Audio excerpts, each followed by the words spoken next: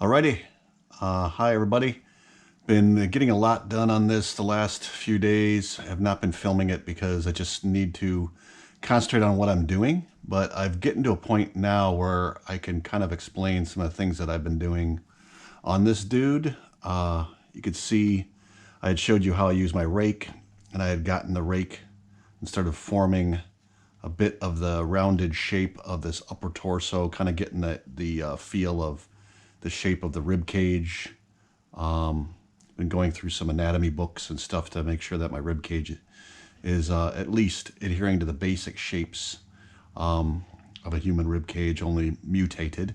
You can see I've kind of got a lot of the vein work or root system started on the shoulder. Started to get some detail in the upper arms. I tell you, I have a strange way of working where I like to work kind of spot to spot, and I jump all over the place.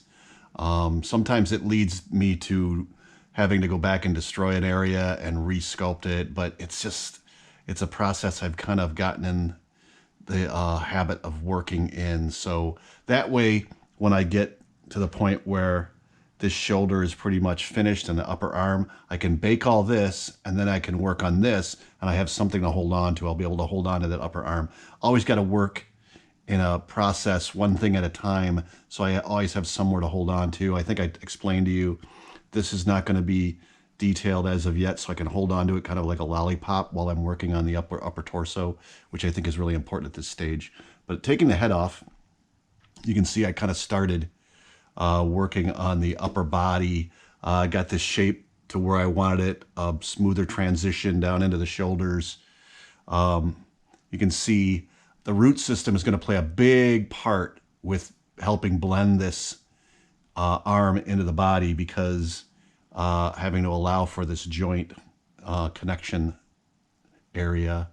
But I was trying to figure out how to do this spinal column, because I had sculpted one once before on my Mastodon man, and it was very, very time consuming to try to keep creating these spinal shapes in the clay and the way they connected in the rib cage. So I kind of came up with this plan to make an actual tool or a form that I could press into the clay to create this spinal column look, and at least gives me somewhere to start. It may not get all the detail pressed into the clay that I want, but it gets me started. So what I did is I sculpted 3 different sections of a spinal column. You can see I went into a little bit of detail, knowing that once I press this into the clay, I'm going to lose a lot of that detail, but at least it gives me the basic shape, basic proportions, and I just go in and detail them.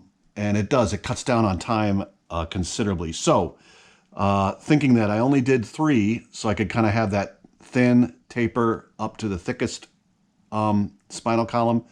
And I took these shapes, baked them, and then I took another piece of clay and pressed it in to the spinal column I had sculpted. And when I bake that, you pull it off, and now I have a mold, or kind of like a cookie cutter that has that spinal column piece, right? So this was all kind of a theory I had that this was going to work for something as complex as these spinal columns. So once I did it, I wanted to try it first before I made any kind of video, just in case, it did not work, and I had to start all over again. So I'll show you a little bit of my process for how I've been doing that. You can see that where I pressed in the spinal column and how that's worked out. I'm going to try to do it here right in front of you. I built a basic shape of a spine with a peak at the top, knowing that the spinal column has that raised area at the top of the column. So I take my spinal column. I had to do some dremeling to get it down to where there was not a thick wall of Sculpey between the 2 columns, so I could put them pretty close together. So what I've been doing is I take my Sculpey, put it on the piece like that, and I press it into the clay. And as I'm pressing, I'm kind of rotating it back and forth like a teeter-totter, and that kind of helps get as much of the detail of my sculpted form pressed into the clay. Now let's hope this works out good once I pull this up. Got to work it very, very gingerly. And there you go. See, you can see that I've just made a new spinal column.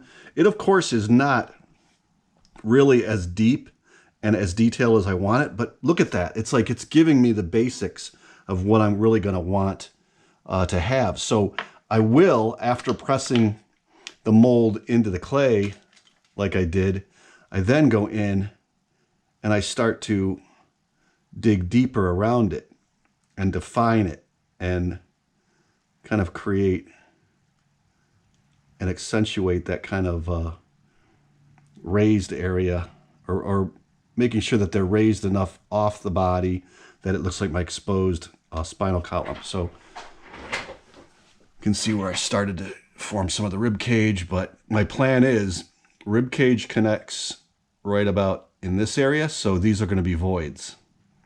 And the void is where I carve in, and then the rib cage sticks out, and then I'll do a void, rib cage, and I'll plan that all the way up the arm, or up the shoulder. As I do them, I want to get a little bit more character to the rib cage. It's not going to just be like this simple kind of arc. I wanted to have a little bit more of a peak and then a dip. Peak and a dip. And it will form this kind of nice peak area that will run all the way up to over the top of the body. So I have this really cool kind of like, almost like some motion or some a little bit more of a rhythm to my rib cage, not just a bunch of whoop, whoop, whoop, whoop, swoops. So hopefully that makes sense. I will probably do the same thing down here. The good thing is I don't have to worry about having the spinal column, but once I get into the back, you can see that I kind of leave this area, I have to leave it open because of my connection point. So this will be the last thing I do is once I take it off the stand, I will sculpt the spinal column connection there. But you can see how this comes down.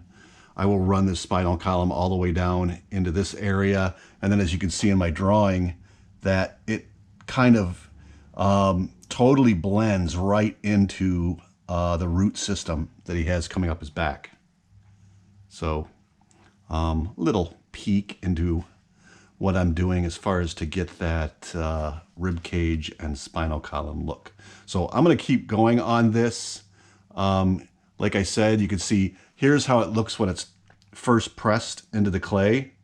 You know, you can see I've lost even a lot of the detail right here, but I'll just go back in and carve it because at least gives me the shape to kind of at least start with. Then you see what I've been doing on this side, how each step of the way I can refine it a little bit. I get a little bit more of that rise out of the spinal column, but then there's that peak, and I can still go in. Get the hiccups, geez. Can still go in and add even more of that peak on the bone. That makes it look so cool. And I'll blend all this stuff in. See that? It's gonna be cool. I'll get real high up here because I feel like the bones are organic things, and once they've been kind of infiltrated by the super serum, and those bones are going to continue to like kind of mutate and grow and create these really cool shapes and stuff. So thanks for tuning in, and I'm going to keep going, and I'll have more videos in the future. Thank you.